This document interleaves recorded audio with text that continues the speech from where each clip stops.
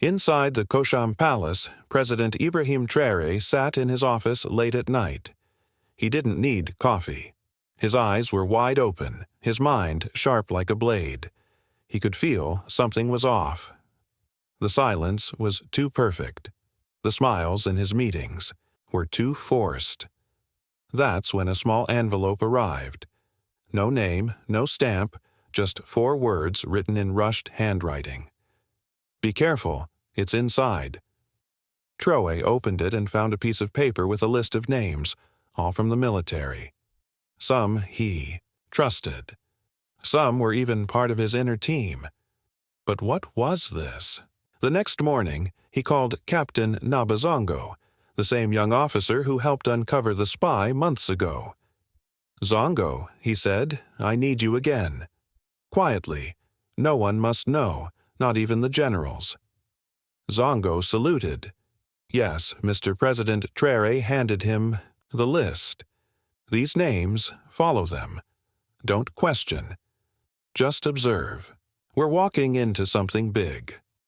Zongo nodded. "And if I find something, don't report by phone. Come to me directly. This is not just politics. This is war." That night, Zongo disappeared into the shadows. He changed his clothes, used a false name, and moved like a ghost.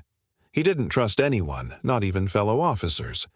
He started watching one name from the list: Colonel De Beer, commander of the 3rd Infantry. De Beer was a respected man, brave, smart, but something wasn't right. Zongo followed him to a quiet compound on the edge of the city. No guards, no official vehicles, just 4 men in military clothes meeting behind closed doors. He took photos from the roof. He recorded parts of their conversation through a crack in the window. He couldn't believe what he heard. The president moves too fast. He cut the foreign deals. Now the funding is low. If we don't act soon, we lose everything. Another voice replied, "Then we move before the independence celebration. Strike once, no mistakes, we remove him. The country stabilizes, foreign support comes back." Zongo's heart dropped. They were planning a coup. Captain Zongo didn't waste a second.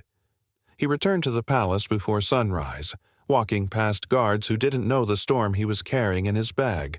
The photos, the recordings, and the names of men ready to bring down the country from the inside.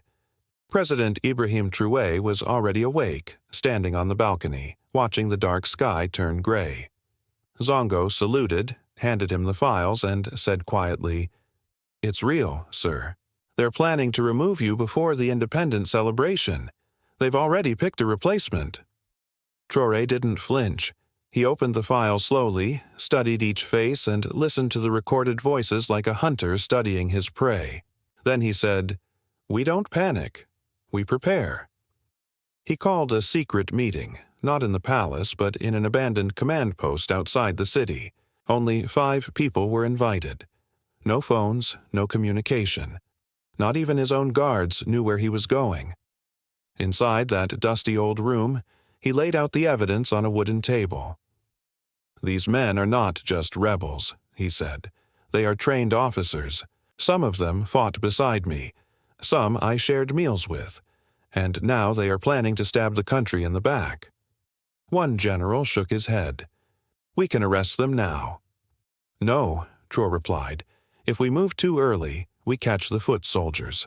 But the mind behind this, he will run." Zongo leaned forward. "You think there's someone higher?"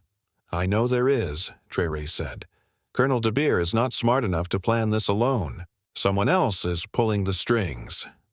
They all went quiet. Traoré's eyes narrowed. "We let them go ahead just far enough, then we strike." For the next 5 days, the president lived a double life. In public, he gave speeches, shook hands, and smiled. For the cameras. But behind the scenes, he was moving his loyal forces, checking weapons, and locking down key places. The airport, the national radio station, the barracks. Zongo infiltrated deeper. He followed the coup plotters as they met foreign-looking men late at night. He watched money being exchanged, big amounts. He heard one of them say, "Once the president is gone, France will return. Everything will go back to normal." Zongo almost burst in that night, but he remembered the president's order. Not yet. On the 6th day, Traoré got the message he had been waiting for. The coup leaders planned to make their move on Sunday night just before the flag-raising ceremony. They would strike during a fake training drill. One of the generals had already moved loyal troops to surround the palace, and the one behind it, all. His name appeared in Zongo's final report. Someone no one expected. Someone right next to the president. The name in Zongo's final report hit like thunder. General Sere, one of the most respected officers in the country, a man the public admired, a man who stood beside President Traoré during speeches, military parades, and national events. Traoré sat alone in his office, holding the file in both hands. His jaw was tight.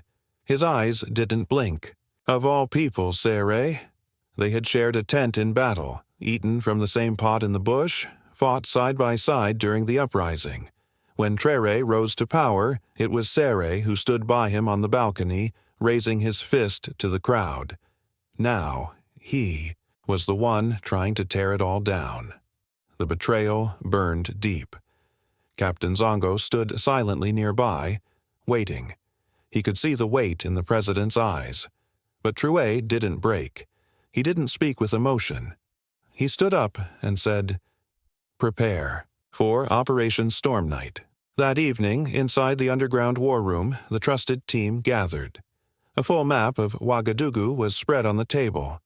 Lights marked key spots: the palace, military base, radio tower, airport, and the secret house where the coup leaders would meet. Traoré looked at each face in the room. His voice was calm but sharp. "We let them believe they've already won. Tomorrow night they will move, but we'll be waiting. No escape, no warning. This must be clean and quiet. Burkina Faso must wake up in peace." Zongo pointed to a small square near the outskirts. "General Sere will be here with Colonel Dabarit and the others. If we capture him, we end the plan at its head." The team nodded. Traoré added one more order. "Capture. Do not kill. I want the people to see with their own eyes who betrayed them." The night before the coup, Traoré slept only 1 hour. He wore plain clothes and drove himself to the command point. No one recognized him in the dark. No sirens, no guards, just him and the truth. At 11:47 p.m., the fake training drill began. Soldiers loyal to Sere moved toward the palace, but they were met with confusion. All the gates were already under tight control. Guards who were supposed to be part of the coup were quietly replaced the day before. At 12:08 a.m., the coup leaders arrived at their secret meeting point and walked into a trap. Zongo led the unit. "Down on your knees, drop your weapons." Deer reached for his gun but was tackled to the ground. Sere raised his hand slowly, his face pale. He had no fight left. "You," he said, looking at Zongo. "You were the shadow." "No," Zongo replied. "I was the mirror. You betrayed yourself." By dawn, the streets of Ouagadougou were calm. The sun rose like any other day. Shops opened. Children walked to school. Radios played. Soft music. But behind the scenes, the country had escaped disaster. In a single night, President Ibrahim Traoré had stopped a full-blown military coup, not with loud force, but with quiet precision. The coup leaders were taken to a secure location, far from the city. No public noise, no media alerts. The people didn't even know what had happened. Not yet, but Traoré knew he couldn't keep it hidden for long. At 7:30 a.m., he walked into the press room at the Kosham Palace, dressed in his army uniform.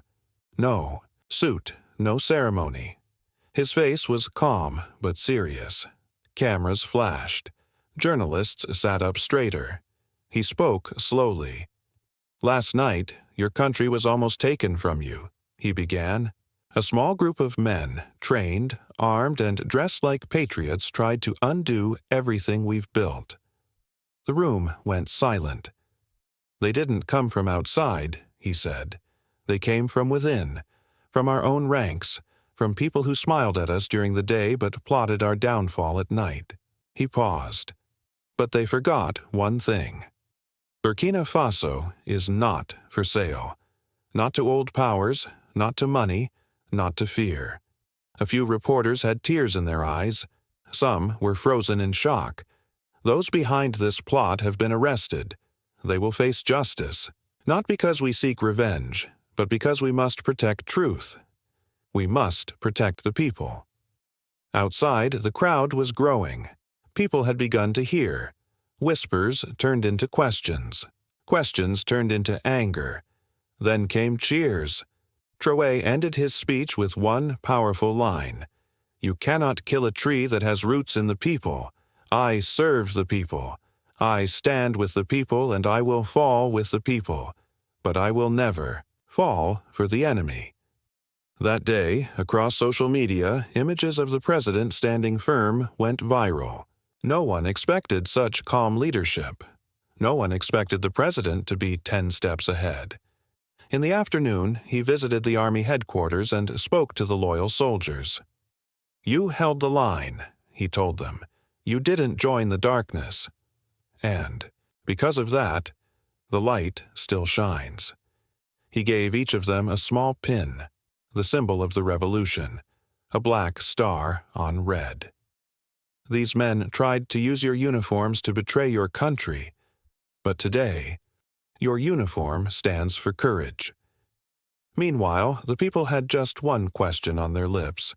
How did he know? The answer was even more shocking. While the country celebrated and foreign news began to report what had happened in Ouagadougou, only a few people knew the full truth behind how the plot was stopped in time. It wasn't just the list in the envelope. It wasn't just Captain Zongo's brilliant fieldwork. There was someone else. Someone deep inside the shadows. A man no one had seen. A man even the coup plotters trusted. He was the final piece of the puzzle. President Traoré sat in a private room with Zongo, going over the files one last time. There was one name Zongo had left out of the reports. One name he gave directly to the president in a sealed file. "He was one of them," Zongo said. "But he came to me." Traoré raised an eyebrow. "You mean he switched sides?" Zongo nodded. He was promised a new life in Europe. They said they would give him a house, a salary, everything if the coup worked, but he couldn't do it. He said, "I believe in Traoré more than I believe in Paris." Traoré didn't smile. He just leaned forward and opened the file. Sergeant Karim, Sawado, an ordinary soldier in the 3rd Infantry. No rank, no medals, but he had been in every meeting, heard every plan. He kept notes, recorded voices, and passed them on secretly to Zongo while risking his own life. He could have escaped, Zongo said. He could have let it happen, but he chose to serve the truth.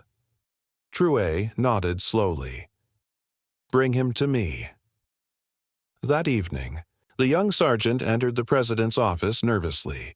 He was sweating, his hands stiff by his sides. Traoré walked over and placed a hand on his shoulder. "You didn't have to do what you did," he said quietly. "You had every reason to stay silent, but you stood up for your country." Karim's voice was soft. "You once said in a speech, 'The fight for Africa is not for the loud ones, it's for the loyal ones.'" That stayed in my heart. Traoré looked him in the eye. "You've done more for this country in silence than others have done with loud speeches." He handed him a new rank badge. "From today, you're no longer a hidden soldier. You are a protector of the people." Karim saluted with tears in his eyes, but not everyone was crying for joy. The foreign powers who backed the coup were embarrassed. They denied everything. They said Burkina Faso is imagining things, but they knew their plan had failed. And the man who ruined their plan, a young soldier, a quiet officer, and a president who refused to bow, But the fight was not over. The people of Burkina Faso had been saved this time. But how many other plans were hiding in the dark? Traoré made a decision that night. No more surprises, no more shadows. He would clean the system from top to bottom. And he would start with the ones wearing uniforms and hiding knives behind their backs. The days that followed were not quiet. The failed coup had left a crack in the system. And President Ibrahim Traoré was not going to let that crack grow into a wound. He didn't wait for the dust to settle. One by one, he summoned every senior officer, every regional commander, every high-ranking bureaucrat in the security system. No more hiding, no more pretending. Each one was asked a simple question. Where were you the night the country almost died? Some answered with pride, some with shame. A few stayed silent. But Ibrahim was not hunting for revenge. He was hunting for truth. He formed a new committee led by Captain Zongo and a team of trusted civilians, teachers, lawyers, retired officers, even market leaders, people with no loyalty to titles, only to justice. They were given full power to investigate corruption and loyalty in every department of the armed forces. The streets of Ouagadougou watched in amazement. Officers who once walked with pride were seen being questioned, their assets frozen, their homes searched. New officers, younger and loyal to the people, were promoted. For once, merit replaced favor.